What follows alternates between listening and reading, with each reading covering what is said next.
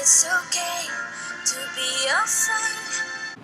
Hey everybody. John, I'm really sorry to hear about Betty. I remember her being at almost all of your family's Christmas gatherings, always having a place on the couch and everyone coming by to say hello. I hope in her long life she found a lot of what she was looking for. Your video was a great balance between mourning and finding the positive, I think. Thinking of death as both a profound loss and a call to action to do better is well worth proclaiming. I also like the unusual advice to let the fear of death dwarf all other fears. Elizabeth and I have talked about our fears, as any good married couple does, I suppose. And it turns out that we are scared of completely different things. She tends toward the tragedy spectrum, losing a child, me getting into a car accident, things like death that she can't control. I don't worry about those so much, thinking that if I can't control it, I shouldn't worry about it. So my fears are much more focused on me fucking up, essentially. Being a failure as a writer, or a husband, or a father, or a friend. One of the big things I learned from therapy is that in regards to the feelings I have difficulty dealing with, social anxiety, fear of death, fear of failure, it's not that others don't have those fears.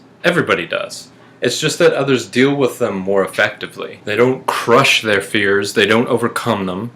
They live with them. So I like that you're saying don't ignore the fear as if it's a weakness to have such a fear. Internalize it, accept it, and use it to drive you forward toward the solution of your own happiness equation. Also, what the hell, English major? What's with all the math imagery? Ironically enough, I've been thinking all week a lot about these earthbound fears that you mentioned, so I wanted to talk about those. And also possibly make you laugh. Panini! Possibly? Not sure. We'll see. We'll see how that goes. So first, a little personal background. I have always been scared. I have always been scared to do something up until the point that I do it, and then once I'm doing it, I'm fine and I have fun. The wait for the roller coaster is 147 times worse than the ride itself. The 15 minutes of trailers before the Blair Witch Project are way scarier than the movie itself. Did I just date myself with that reference? Despite the excellent advice I mentioned above, I don't know if other people feel this way. And if they do, I don't know if they have the same problems seeing beyond their fear. It's like a 7-foot tall wall of bricks separating me from what I want. Just a good leap and a little shoulder strength and I'm over, but man, that wall is daunting. That wall keeps me from submitting stories because I'm afraid of failure. That wall keeps me from being 100% excited about having kids because I'm afraid of failing them. It's hard to see past the present moment. That's why a lot of short-term fixes to fear are so popular. Eating, drugs, alcohol, violence, stuff that provides immediate feedback. But becoming the human embodiment of a constant reaction means you're never doing anything for yourself. You're letting outside forces basically dictate your life. That ain't no way to live. And look, we don't have it that bad. There are people with severe agoraphobia, people with fibromyalgia, people who get shuffled through the foster care system, people who live in war zones or villages without clean water. Our problems ain't nothing compared to that. But even that isn't helpful, right? I mean, how dare you worry about your own problems? There are people who have it far worse than you. Isn't an effective strategy to quelling your own fear. Yelling really seldom is. Your problems, your fears are very real to you. Feeling guilty about feeling scared won't help. Two wrongs don't make a right, right? Right?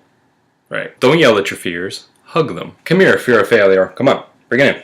John, between the two of us, I think we've come up with a decent plan. Let the fear of death dwarf all other fears. Let it push you forward. Death is the only permanent inevitability. Anxiety, failure, powerlessness, fear, these are all temporary. And remember that you're not the only one dealing with these fears. Everyone does. And if they're dealing with something better than you are, all they've done is figured out a better way to cope.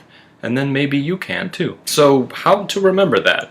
That's the hard part. And I don't have a definitive answer for you, sadly. No one does. Anyone that says so is lying and should be thrown headfirst into a pool of their least favorite Jell-O flavor. Like the tropical kind with the freeze-dried fruit bits in it.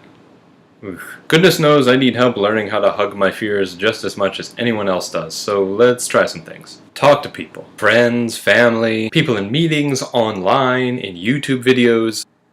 Talk to them about your fears, talk to them about the stuff that scares you. You can do anything on your own, but sometimes it's easier and more fun when you have help. Do something every week that scares you. They don't have to be big things.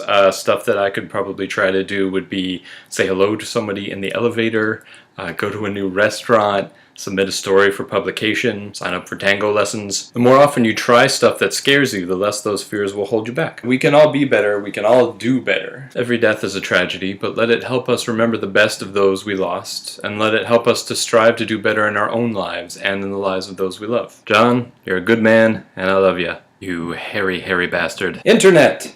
We can always do better. It's not don't be afraid. Everyone's afraid. Use it to push you forward instead of backward. So, as always, thank you all for watching. Until the week that is next, peace out.